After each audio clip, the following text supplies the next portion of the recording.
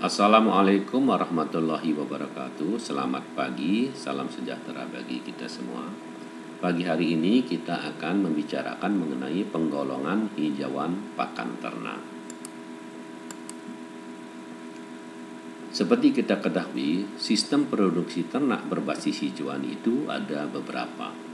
Yang pertama adalah di mana ternak digembalakan bebas pada padang pengembalaan sepenuhnya.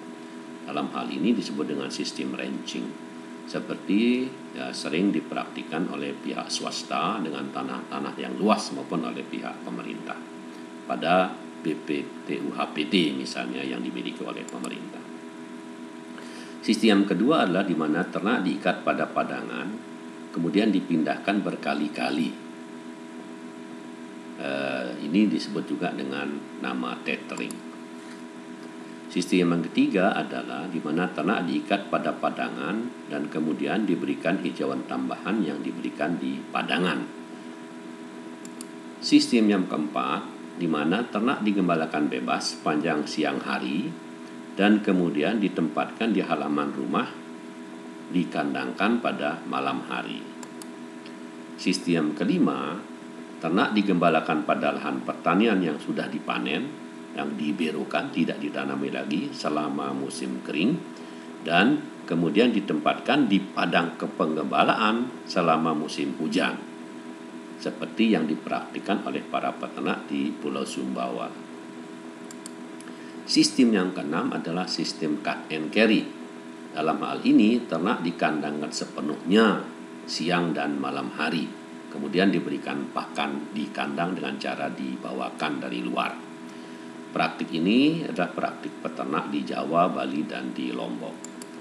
Kemudian yang ketujuh adalah sistem feedlotting, di mana sistem ini di dalam kandang besar, ternak dikandangkan kemudian diberikan pakan dengan bahan-bahan konsentrat bernutrisi tinggi. Sistem feedlotting ini adalah sistem yang sering dilakukan oleh para importir ternak yang mendatangkan ternak dari luar untuk digemukkan dalam waktu-waktu yang tertentu. Baik, kita bicarakan bahan pakan ternak dalam bentuk hijauan. Kriterianya, bahan pakan ternak dalam bentuk hijauan ini adalah kecernaannya lebih rendah dibandingkan dengan konsentrat, yaitu bahan pakan yang berbasis pada biji-bijian, dan bahan pakan ini kandungan serat kasarnya tinggi. Umumnya serat kasar lebih besar dari 18% dan energinya rendah. Kalau kita menurut kriteria NRC, maka sama tadi kandungan serat kasar lebih tinggi dari 18% dan TDN kurang dari 70%. Sementara untuk bahan pakan ternak dalam bentuk hijauan ini kandungan mineralnya sangatlah bervariasi. Kalau kita melihat kandungan mineral pada hijauan pakan ternak, kandungan kaliumnya tinggi, kandungan kalsium tinggi pada tanaman legum, sementara kandungan fosfor rendah. Tinggi kandungan kalsium, rendahnya kandungan fosfor dibandingkan dengan pakan energi tinggi atau pakan-pakan konsentrat. Karakteristik lain dari hijauan pakan ternak ini adalah, pertama, kecernaannya lebih rendah dibanding dengan konsentrat karena kandungan lignin yang berada pada tanaman hijauan pakan ternak ini. Kemudian, kandungan lignin berbanding terbalik dengan kecernaan dari hijauan. Artinya, semakin tinggi lignin, maka kecernaan akan semakin rendah. Semakin rendah lignin, maka kecernaan akan semakin tinggi. Hijauan pakan ternak adalah sumber lemak yang terlarut dan vitamin yang baik. Sementara kandungan protein dari tanaman pakan ternak ini sangatlah bervariasi. Tanaman alfalfa misalnya dapat mencapai protein lebih tinggi dari 20%, sementara jerami itu dapat saja mengandung protein hanya sekitar 4 atau 5% protein kasar. jenis tanaman ini adalah bisa kita lihat tanaman hijauan pakan ini yang tergolong sebagai hijauan pakan ternak itu adalah pertama rumput. Jadi rumput, grasses. Kemudian yang kedua adalah legum, baik legum merambat, legum semak maupun legum pohon. Kemudian yang ketiga adalah bisa fodder atau stoppers, di mana batang dan daun yang digunakan sebagai pakan ternak.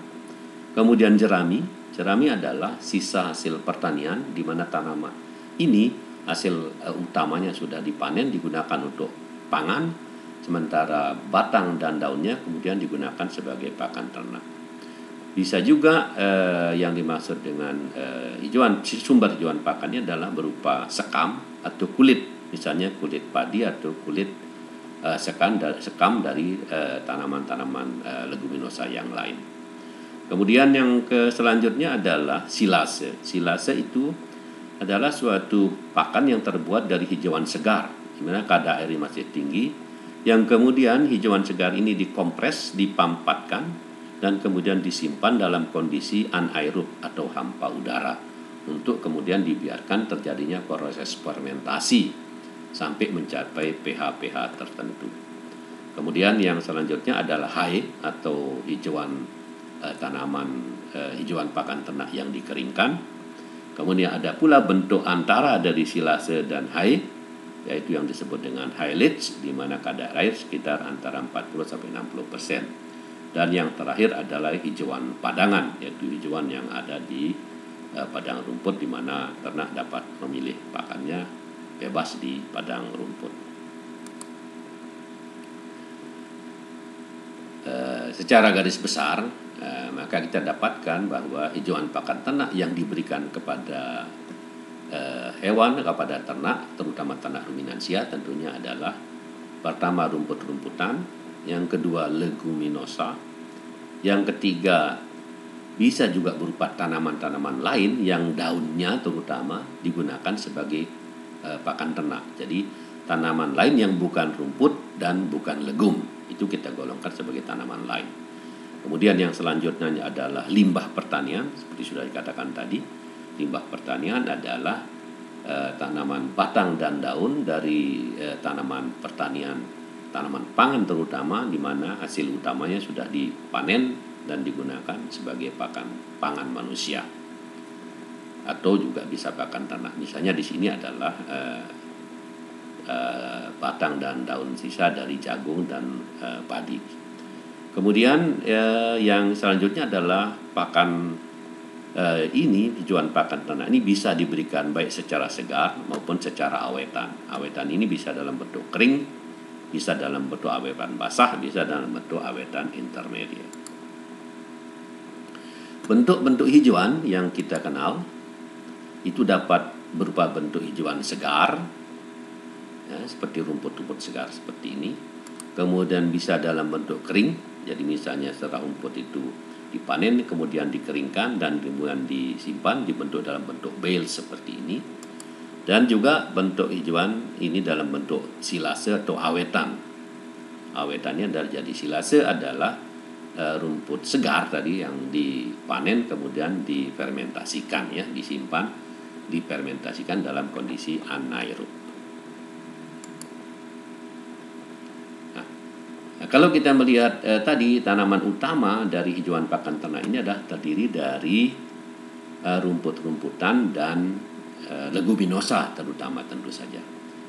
Maka kalau kita lihat sistematika dari rumput-rumputan, salah satu contohnya di sini adalah rumput-rumputan ini itu grasses ini, Gramineae, ya, terdiri dari kingdomnya Plantae, divisinya Magnoliophyta, kelasnya Monocotyl, subkelas Comelinidae, ordonya Poales, familinya Poaceae, kemudian genusnya Penicetum, spesiesnya adalah Penicetum purpureum.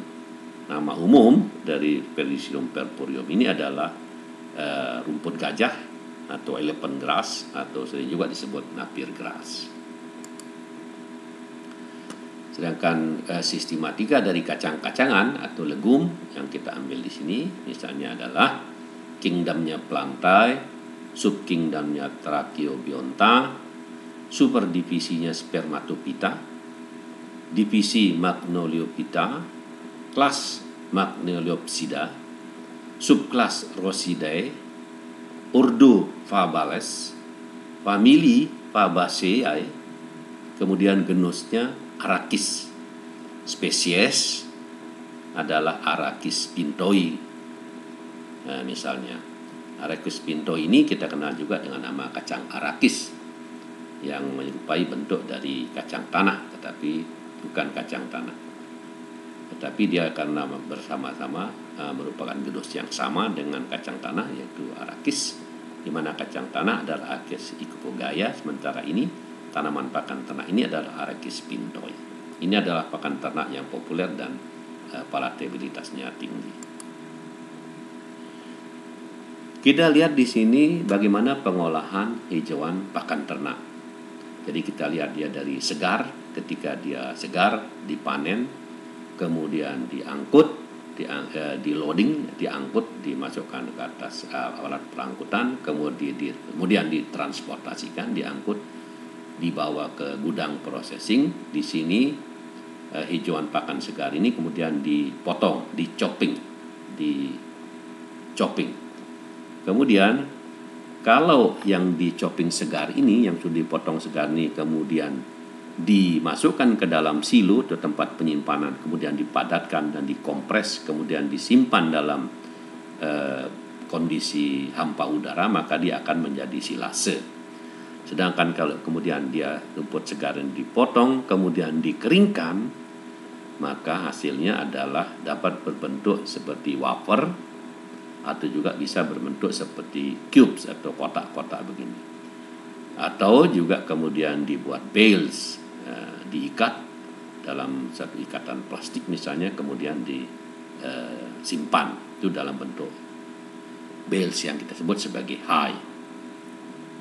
Kalau hijauan segar yang sudah dichopping dan kemudian dikeringkan ini digiling, dibuat di milling, maka kemudian pakan ini dapat dibuat menjadi pelet, menjadi pelet-pelet kecil sehingga lebih mudah disimpan dan ditransportasikan.